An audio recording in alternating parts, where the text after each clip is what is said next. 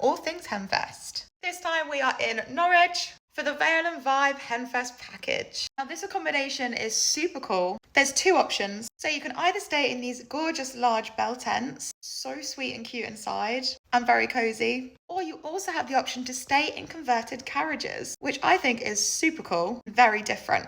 There will be a kitchen, a lounge, and a games room, and even a wood-fired pizza oven and grill. All of this is in a very secluded and quiet location, so it's perfect for that private hen do event. Now on to some activities that are included. And we're starting off super strong with Butler and the Buff. This is such cool and fun entertainment. It'll last 2 hours, and it is the best way to kickstart a hen weekend. And in contrast to that, we have a really wholesome activity on the Saturday, and that is Flower Crown Workshop. This involves a 2-hour session of creating your best flowery craft with a lovely instructor and just wholesome vibes all round. Later on the Saturday, the party is well and truly starting up. You will have your own private band. All of it is live and completely private. Just imagine this surrounded by everyone you care about, living your best life.